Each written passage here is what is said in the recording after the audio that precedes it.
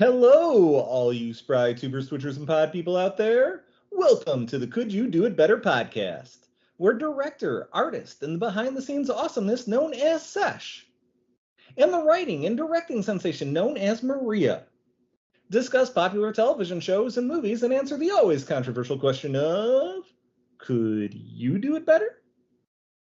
Today, we will be discussing Season 1, Episode 6 of Lauren Schmidt Hissrich's The Witcher television series, based upon Andrzej Sapkowski's The Witcher novel series. And as for me, I'm Jonathan the Intern, and unlike our two experts, have no industry experience whatsoever. In other words, I'm much like the hirikka. I look like a gangly, overgrown sugar baby. I get slashed to pieces by anyone with a sword in the fight, and anyone who devours my content immediately runs off to the bathroom to die. And now, to Sesh and Maria. Woo! All right, we are back. Thank you, everybody, for sticking with us after the temporary delay. Some life events delayed things. But since you're here, spoiler warning. In this episode, we will indeed be doing a detailed recap of Season 1, Episode 6 of The Witcher TV series, and it will indeed contain spoilers throughout. So, if you haven't watched the episode and don't want to hear spoilers before you do, please feel free to put us on mute as you watch the episode, then rewatch our show afterwards, because that's how you double those view counts. And now, on to the recap as mandated by our legal department. This episode begins with Jaskier workshopping his lyrics with a couple of Geralt's customers. Unfortunately, these clients have been on hold for over an hour waiting on Geralt to finish his job and can't take this hold music any longer. So like most of us in this circumstance, they say, screw it, I'm not paying, and instead opt to become brigand horse thieves. Jaskier tries objecting by preemptively turtling when an older man, Borch, and his pair of Xena warrior princesses step in to stop the horse thieves by snapping one of the horse thieves' necks with their bare hands. Jaskier is swooning. It's at this time Geralt comes back to trade head for a bag of coins. Haven't we all been there? No, have you? Anywho, reformed horse thief 2 runs off. Borch invites Geralt to lunch in the tavern as he has an offer for him. We should pay intern more. Yes, Yep. should. Join him on an epic green dragon hunt with the winner getting the treasure hoard and a noble title. Geralt's like, nah, man, I don't kill dragons. Whereas Jaskier has already made plans to become a throuple with Borch's bodyguards and is in lust with their goose-like necks. Borch is like, that was true, by the way. Borch is like, come on, let's fill that empty hole inside of you by besting some dwarves, reavers, and that knight and sorceress. Wait, that's Yennefer with a come hither look. Yeah, Geralt is in. So in. Based on their conversation, it seems like these two have been running into each other for a while now. So it looks like we've jumped ahead in the storyline, but I'll need to check the DeLorean to verify. Anyways, she lets Geralt know she has a new man now by petting his face and I'm totally still yearning for you and we'll leave him in a second, just say the word sort of way. But now, it's time to check in on Ciri, who's busy playing 20 Questions with Doppler Mousesack, as they leave Brokilon Forest, where they rehash the storyline of the past few episodes in a similar manner to how you try getting someone up to speed on a show that's already a few episodes in. No, Mom, Ciri's not Geralt's actual child. She's the baby of that hedgehog man who married her mom that he claimed and is now tethered to I Love Surprise, remember? Well, enough of that for now as we go back to the dragon hunters traipsing through the forest. Borch, while friendly, seems to know private details about Geralt and Yennefer, and his bodyguards appear to be affected by a glamour spell. He's also wearing an odd outfit that sort of looks like scales. Yep, totally normal human here that should not raise any red flags whatsoever.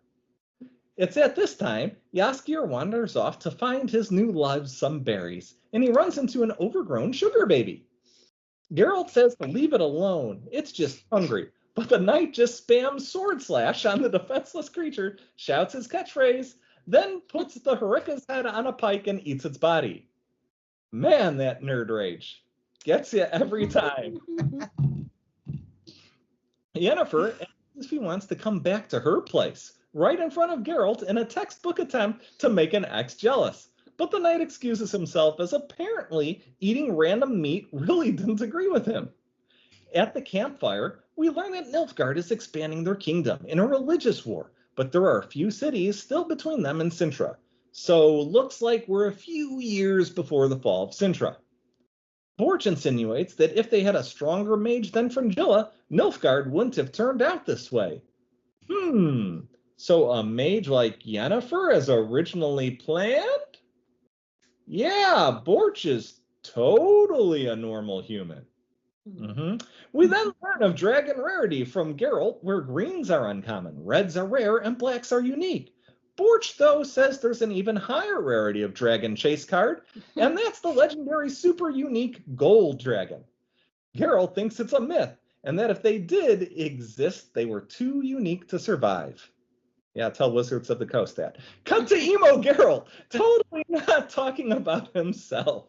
Borch, though, seems extremely confident gold dragons exist. I wonder... Nah, totally normal human. Over to Brooklyn Forest, where Dara, despite chugging the amnesia tea, knows something is up with this Mousesack character. Ciri is starting to bend an ear when Doppler Mousesack pulls out Ciri's dead grandmother's cloak from his groinal region for her to cuddle and sniff. Okay. Back to the dragon hunt, where Yennefer's knight throat has been slit. Treachery is once again afoot.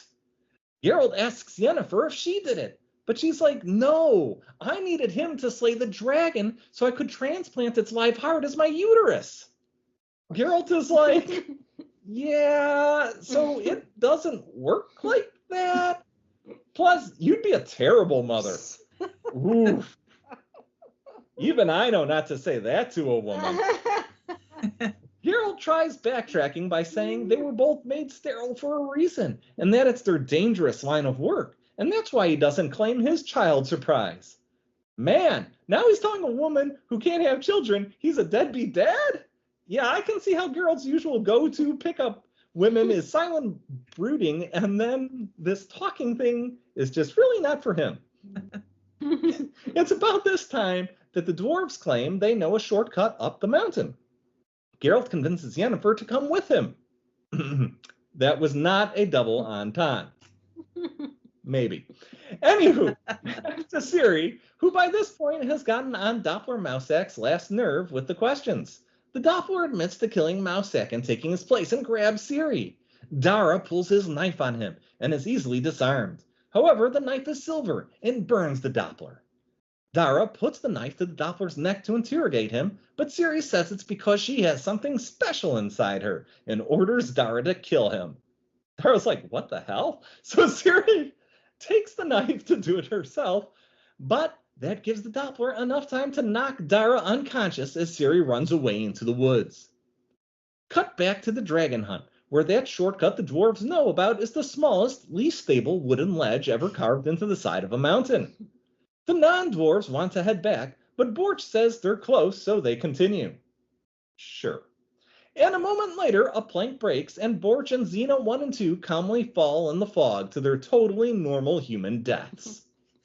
Geralt and Jaskier are sad. Jaskier tries consoling him by offering they go on a trip to the beach to get away for a while, and tells Geralt that life is too short and they should do what pleases them, while they still live once they find out what that is. And while Jaskier might not know, Geralt sure does, as he immediately goes to Yennefer's tent to hit her up. She immediately kisses him, and when he pulls away, she's like, didn't you come for a booty call? And he's like, no, I came here for you, babe. Swoon. She says she wants a child, so she can be important to someone. And Geralt's like, you're important to me. Oh, yeah. We see a montage of him Soon. leaving her and her leaving him, but this time Geralt's there when she wakes up in the morning. Marriage time! However, while they were busy playing house, the dwarves had taken off to slay the dragon. Geralt asks Yennefer to leave with him, but she's like, no, now that I've got my man, I need my dragon uterus, and runs off towards the mountain. Meanwhile, near Brokilon, Ciri is captured and chloroformed. She wakes up at a table across from the Nilfgaardian Black Knight playing nice. He claims that the White Flame brought them together, and that he only wants to help her fulfill her destiny. He offers her drink, but Ciri looks at the cup and says no. Well, surprisingly smart for Ciri. As the Nilfgaardian Knight, though, turns around, we see it's not Ciri after all, but the Doppler, who has now reformed into a Doppler Nilfgaardian Knight. And after Doppler calls the Nilfgaardian Knight insane for believing some prophecy, they begin fighting to the death. Honestly, though, when even a monster that keeps body parts in mason jars and is an assassin for hire starts calling you insane, I think you might want to take it as a warning sign and just do a little bit of self-introspection. Maybe. After some wrestling, the Nilfgaardian Knight, though, slashes the Doppler's face, and the Doppler runs off and escapes.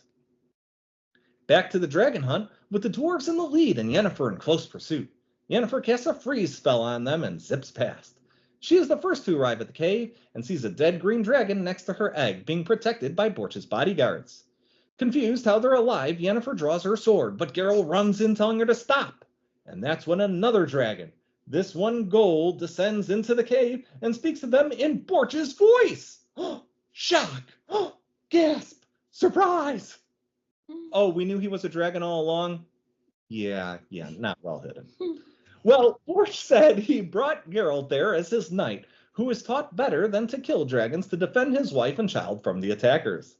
Yennefer doesn't wish for the baby to die, and her and Geralt team up to defend against the Reaver, attack better than in Firefly Serenity. And with Yennefer and Geralt's newly unlocked kissing psionic blast fighting style, they are nigh unstoppable. While Geralt and Yennefer easily... I don't know what that word is. Easily slice down, I'm going to guess, most of them. Their leader, Bolholt, just off a late night Lion King watching, gets the upper hand on Geralt by throwing dust in his eyes, like Scar. But Geralt, though blinded, blocks the pike attack as Yennefer slices Bolholt's throat. Oh my gosh, this is some writing here. Fight over just in time for the dwarves and the oversleeping Jaskier to show up. Borch gives the dwarves dragon's teeth to prove the dragon's demise, and they leave happy. Oh man, how long is this recap? Legal! Give me some water. Over to Brokilon, where a tied-up Ciri is rescued by Dara. Dara says some hurtful things to her about being just like her grandma and only bringing death and destruction. Ciri says she needs to move on from that, and Dara says fine, but do it without me, lest I end up dead too, leaving Ciri crying in the woods. Back to Geralt, where Borch thanks him and Yennefer for saving his child, and he says knowingly to Yennefer that he sees why Geralt didn't want to lose her.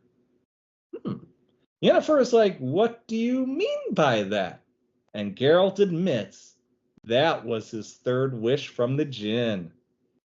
Damn! Witcher was down bad.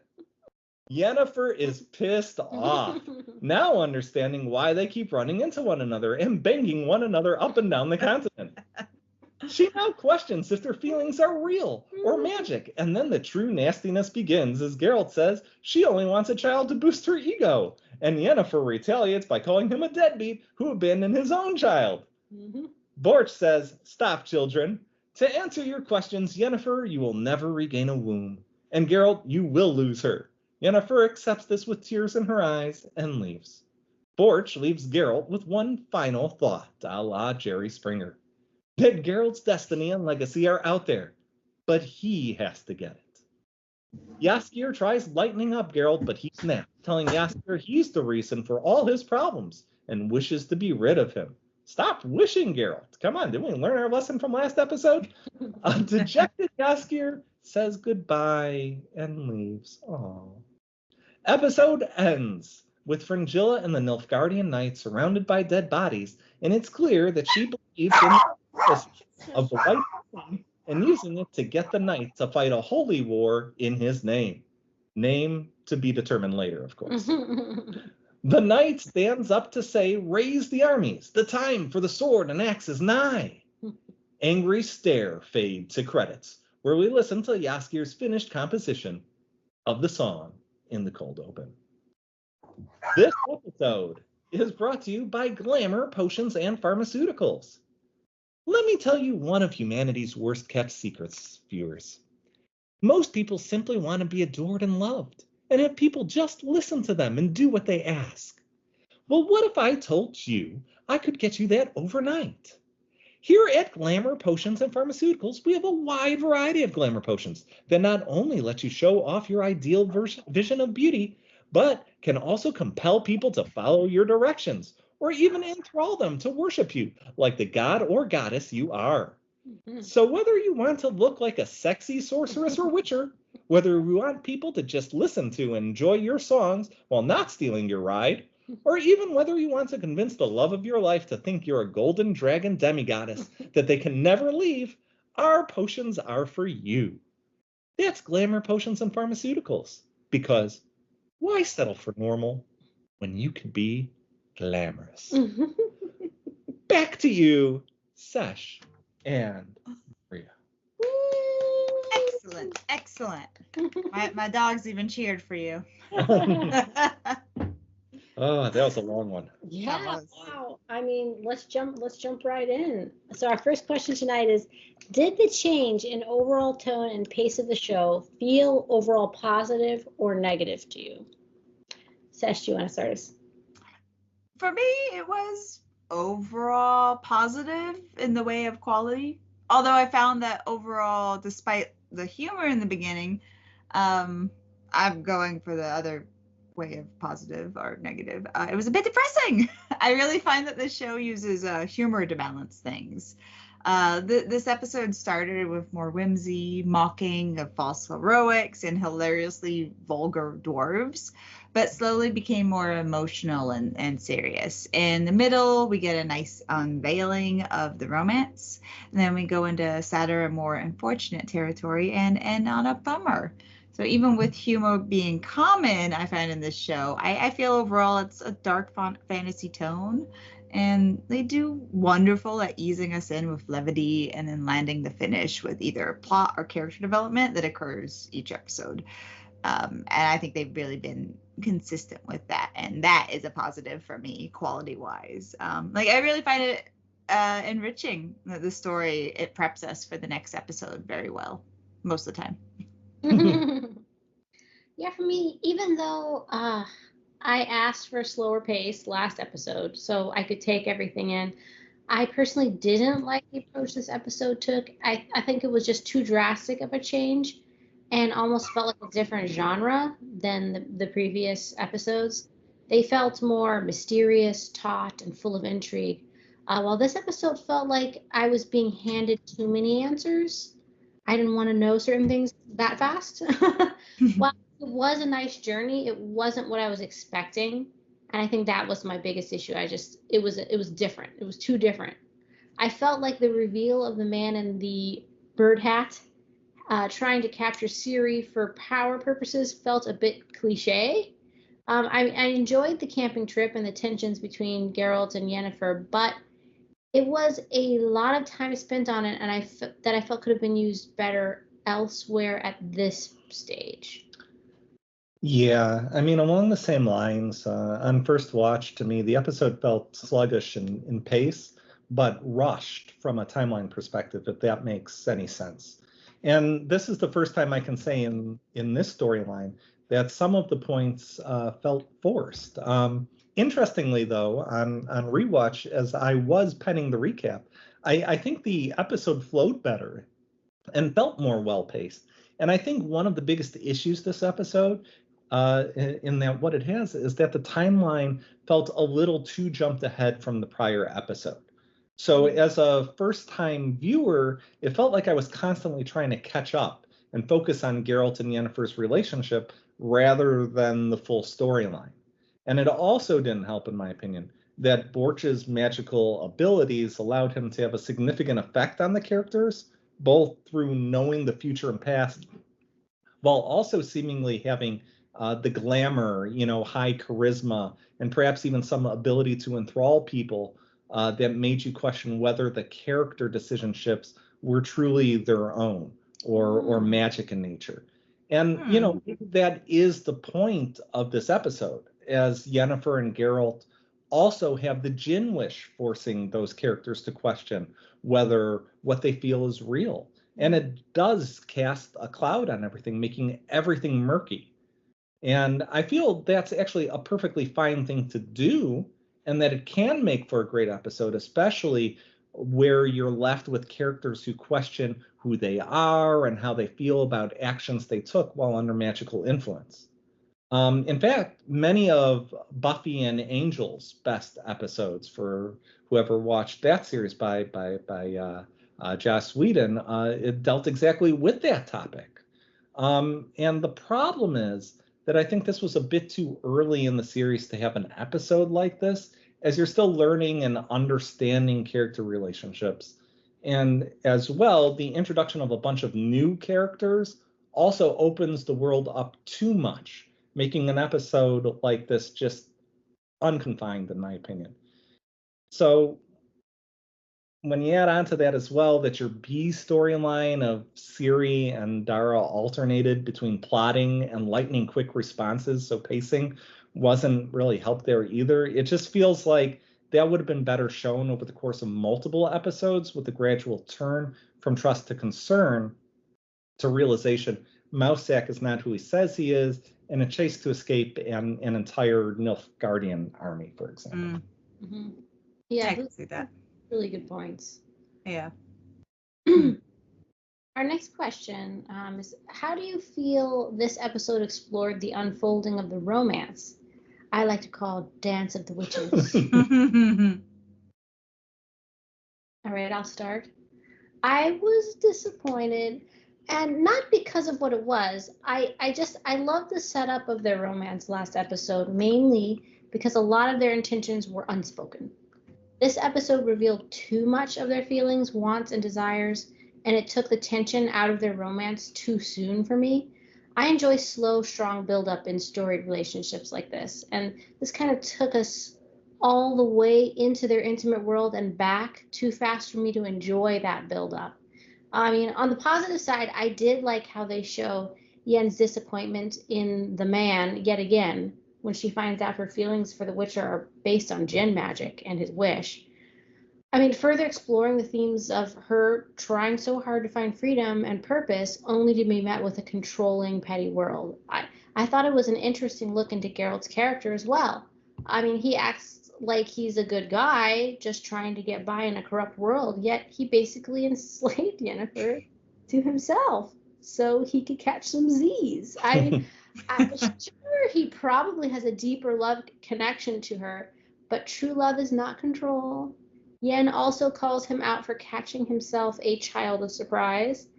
I'm starting to think his law of surprise requests wasn't as haphazard as he made it seem. I mean, he is an old man who has been around the block, and I think he knew there was a chance he could inherit a child, and a small part of him welcomed it. Only he is in some self-denial currently.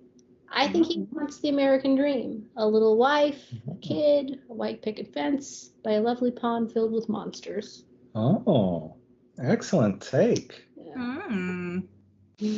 Yeah, I that's interesting. Yeah, I thought how they did it was a mistake. As he said, it gives sort of instant resolution to a major question of what is this relationship going to mean?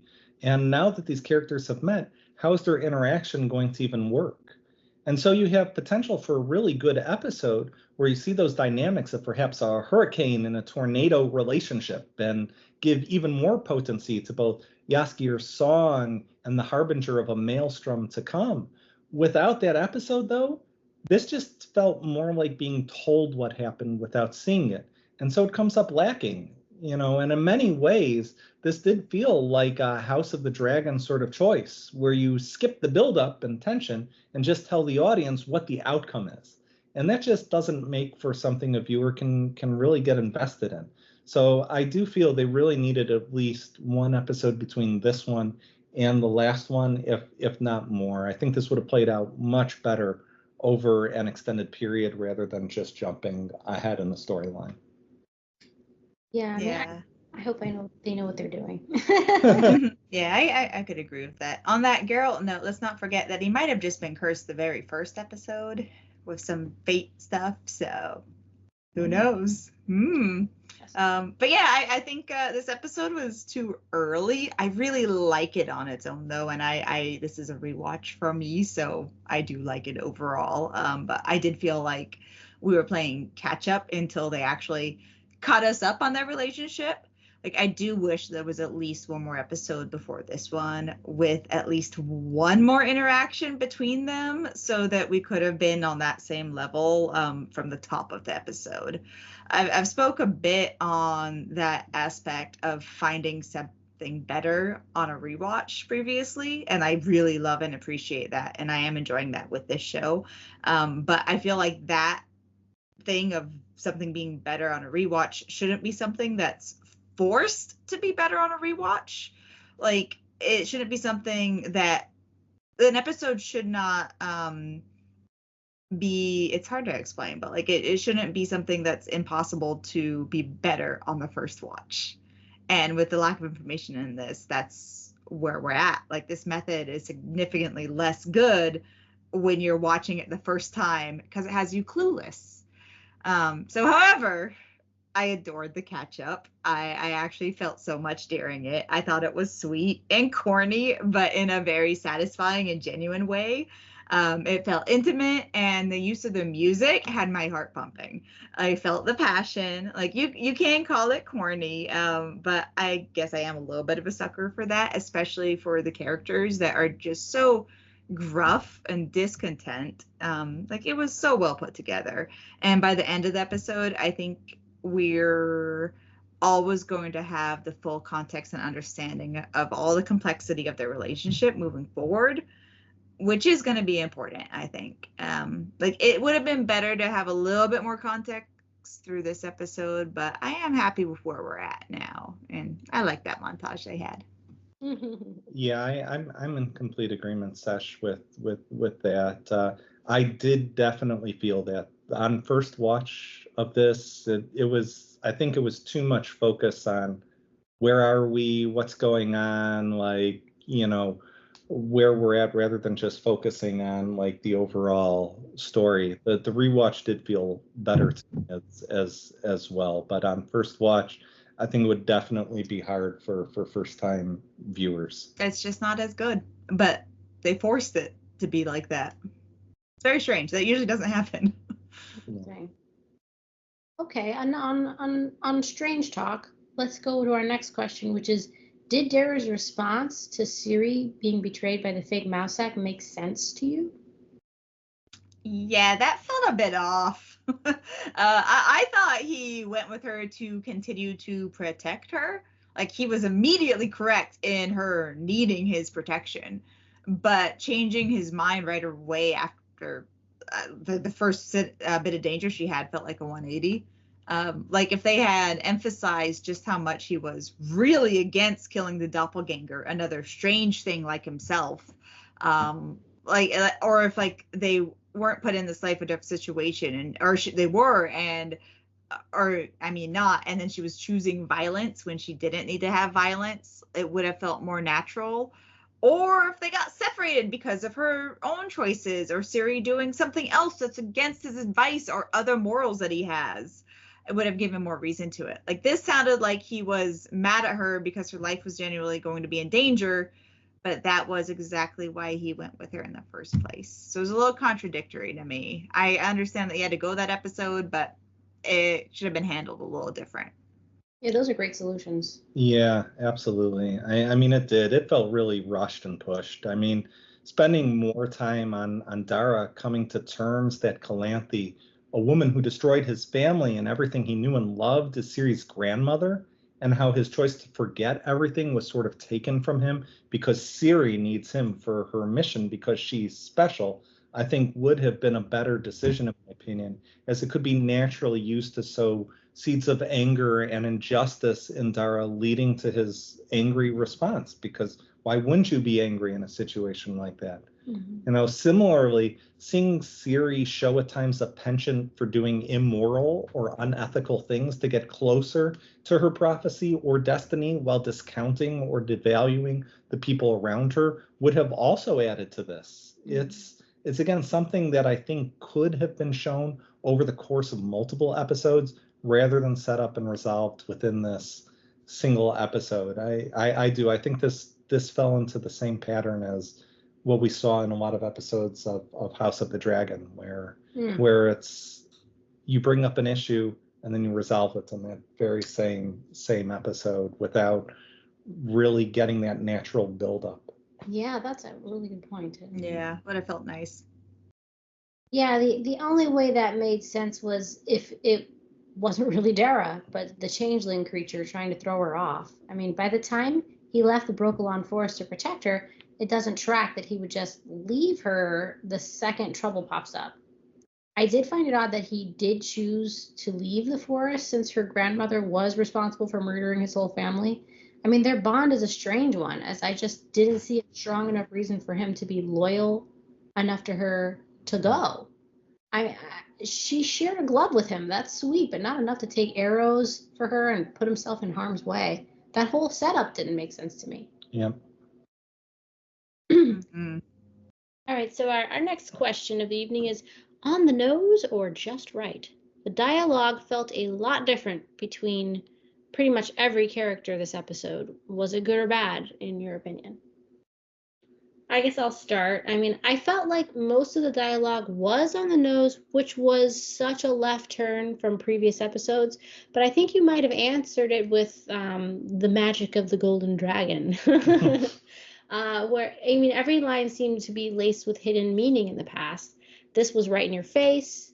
Yen says exactly why she wants a uterus, which is, in retrospect, may have been important to hear before she finds out the Witcher took away her choice to love him with his genie wish. Geralt has shrouded himself in untouchable mystery, but yet now he says exactly what's on his mind. I guess it can show his need for her has overridden everything else. I don't know. He wants connection so badly he can't stop himself from oversharing. Maybe it's not so much the magic of the dragon, but him just being tired and really wanting something, which is sweet, but a little disappointing to see so early in the show. I will have to see how the next episode shape up to come back and see if this is in your face episode or it's necessary for something bigger. Yeah, I mean, I talked about this before, but I did feel that the dialogue at times felt forced and that the characters in general that were on the dragon hunt seemed to be under some sort of magical influence, whether through a djinn or golden dragon, that it did really make you question how much of what the characters said or how they acted were actually their own voice and desires. And having Borch play the role of basically an all-knowing entity that also spoke about feelings in a manner to directly imply that's how Geralt felt is certainly going to add a significant amount of forced dialogue, if not outright exposition. And again, based on this whole episode basically being about self-choice and desire versus magical influence, I do think there's an argument that can be made that the difference in dialogue this episode was both good and necessary for an episode like this. That said, I don't think having an episode like this at this point in the story and this early on is all that great a decision. As for the major character deviations we saw out of the Nilfgaardian Knight and Dara, and to a lesser extent Ciri and Fringilla, I have no clue what's going on there. I mean, it was super weird to have the Knight play nice in this episode, for Dara to behave so emotionally, to have Fringilla to play the role as religious spiritual advisor. I just don't get the meaning for those changes in that storyline. And I really think an additional episode prior to this one clarifying some of these changes and the reasoning for them would have helped. Instead, it did somewhat feel like it came out of just absolute nowhere this episode, most of those changes. I think that's it. I think they really needed an extra episode before this, and it would have cleared up all of the problems I'm talking about in this one. Yeah, it makes more sense retroactively, except Sari's stuff's all too quick. But note with the dragon, I just thought of this. I took the dragon as empathic. So there was a sense of what was going on emotionally rather than an all-knowing entity kind of thing. And also the influence of glamour, maybe shedding away others' glamour. That was my interpretation of dragons as beings, a little bit more, of an empath of a creature than a entity that knows things. But yeah, I do think this it was more on the nose, but I do think this episode, it was a little on the corny side overall. I felt like the characters were more so saying things and in the ways that I was anticipating. Like I knew what they were thinking, but they were also saying it. Like if I were writing it, if I could do it better, I would probably tend to be a corny writer, a little bit too much on the nose. But it felt like it swayed between like the blunt, and there was a lot of that, and the unsaid. Like there was still read between the line interactions, and those did feel very natural to me. There was a lot of, I felt like it was just bubbling over the surface emotions. So a lot of the directness were just bursts of that coming out. For me, that's what my interpretation is, and that's how it felt like to me. So again, for both the storylines here, though, Sirius and Geralt, I would have liked an additional episode between this one, and to help just give us more of what is all going on underneath the surface. We would have been able to enjoy this episode even more. Yeah, that's a good point. People acting under their impulses rather than their actual. Two good interpretations. Yeah. That was my take of it. It felt like they just had all this stuff they were thinking about and blurted out. So our next question, let's blurt out the question number 5. Why didn't Yennefer try stealing the dragon egg or killing the gold dragon? She seems like a pretty single-minded person in her goals up until now. Sorry, Yennefer. Is she truly distracted by her attraction to Geralt? Nah. See, for me, I felt like the line about wanting to be important and Geralt letting her know she was important to him was actually taken to heart. At least enough to make her second guess what she wanted. And her learning more about the dragons and who they are rather than what they are, I think did spark some empathy or even like touched on some compassion for her. That it's not a family, not just the family, her family, but a family of majestic beings that are struggling being different in the world. Like that's going to be some empathy for her, I think. I do think it would have been a different story if it were just the dead dragon and an egg. But seeing the existence of something as special as a golden dragon, I think she did have a change there. No, I like that take. I mean, I think maybe seeing her decide to fight along with the Witcher to save the egg and the golden dragon instead of just take it for herself shows. It's a way of showing that she isn't really a bad guy. I think before this episode, it was hard to know. She is definitely naughty, but bad is a different word, different story. She's hungry for something that I don't even think she knows she wants, but at her core, she's not selfish or bad. She got to know the dragon, like you said, in human form, and I think felt a sense of duty to him, to help him.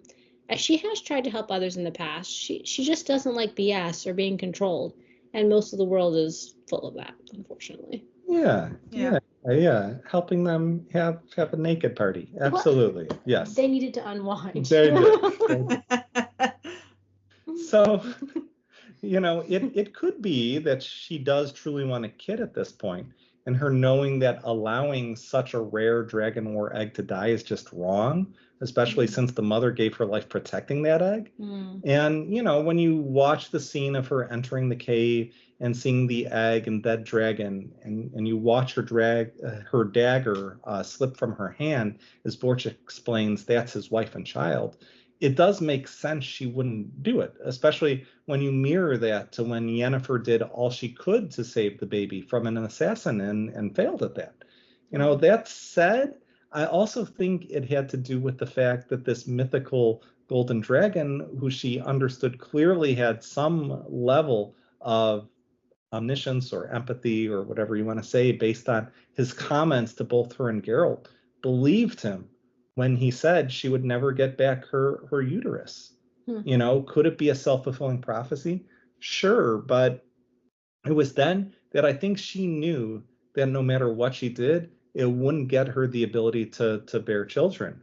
You know, when you get told by what many would consider a god that something never will happen, it does affect you. And this is especially true when she realizes how, despite how much power she has, that it pales in comparison to a djinn or a dragon, where she doesn't even know if she's making her own choices anymore.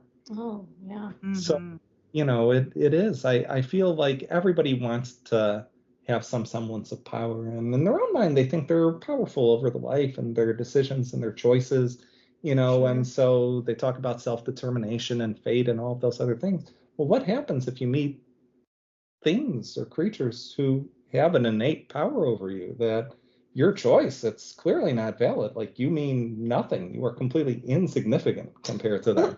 You know, it's like what I'm pushing for, it's not so real. I like that interpretation. That was her moment to make a choice, and she was able to make a choice there. Wow, you know, that really takes it to another level. I have to do some thinking on that one. Yeah, rewatch it. I know. Wow. Okay, so our next question of the night is, if you were Jaskier having a dark night of the soul, facing mortality, losing your friend, and missing out on the big battle in one go, could you write a 5-sentence song about your day? Not a good one. I need a beat. I don't know if I should sing this. I'm not a good singer. But here's my song. A new old friend found us to seek adventure. Old flames, deaths, battles, a new life. But what didn't we capture? On the mountaintop, romance met strife. Bittersweet the journey, but sour the departure. Hey. There was no beat, but you know. There were words. Loved it. My turn. As light falls and darkness reigns, I sing to you a tale of pain, of battles lost that I never fought, and a friendship that was but is frayed and fraught. My pitch black soul cannot be sought, nigh it can't be sought. Good. Very nice, very nice. Okay, let's see. On the edge of darkness, I slip into me. Not just a watcher, I decide what I must be. Yes, it's Geralt's story, but my battle to tell. The next coin he gets, I will toss down the well. My story needs a wish of its own to feel free. Nice, nice, very nice. Good. We did better than I expected based off of this. I was worried. You did pretty good. Forcing us to sing with questions. Oh boy. We need the ukulele. Yeah, we need a beat next time. Yeah. All right, now we're at to the ratings and would you continue watching part of the show. Sesh, what do you think? I mean, well, overall, yes, of course. I'm not much of a romance genre person, but when romance is done well in the middle of some other genre I love, it becomes one of my favorite genre blends. I really want to give this episode a 9. I know it missed the mark on some of the things, but really, it did have a touch of magic that it does actually make it one of my favorites with those areas that are magical. I also feel it's very much like a video game quest with the way things are revealed, and I could see how different choices could have been presented if this were a video game. Something about this episode just clicks with me, and the Dragon Quest storyline specifically stays with me. I like it a lot, like the first episode.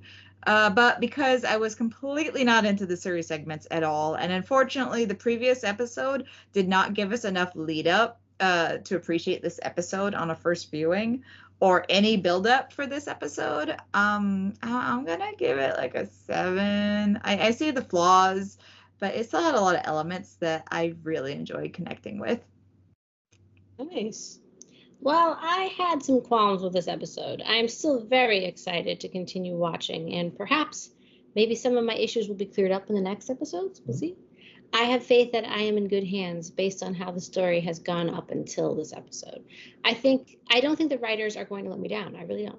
I would rate this episode, however, a 5 out of 10 because it changed tone on me too abruptly from the previous ones and had some cliche and on the nose moments. Yeah, so this is the first episode. I did have major issues with this series, and it was primarily because of how pushed the story, dialogue, and the character decisions were due to the timeline jump, but also in their choice of making this a free will and desire versus magical influence episode prior to fully fleshing out the main character relationships. Because I think you really, really need to do that to have a good type of that show. And, you know, I think this was an overall risky choice that just wasn't able to get the payoff it could have if it was shown a few episodes later.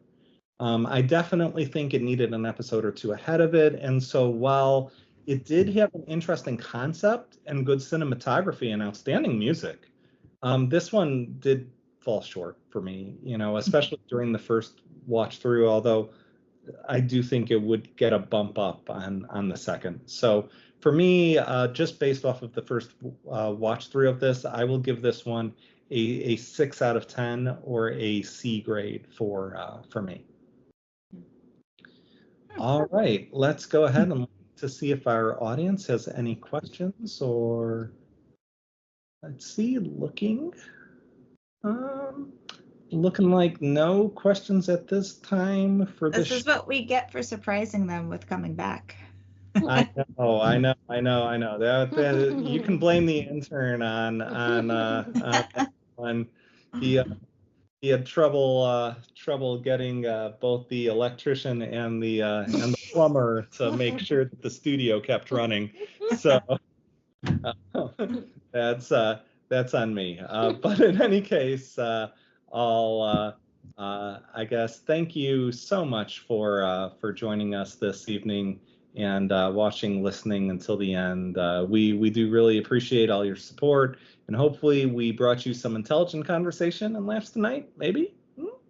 And it's your support that does make this worth it. So if you like this show, please like, share, subscribe, heart, do the likey thing. And if you hated the show, please make sure to like it twice, as that'll really show us. We keep metrics, makes us have a better show from then on. Absolutely, we don't appreciate it, but we respect your right to do that. So our next episode will be, oh, that's going to be an interesting day, isn't it? Our next episode will be on Tuesday, September 3rd at 9 p.m. Eastern Time. Hopefully, we're going to try sticking with that. I already know that's going to be a busy day. So looking forward to see you then, September 3rd. And until next time, could you do it better? Toss a coin to your butcher. Oh, Valley of plenty. All right. Thanks, everybody.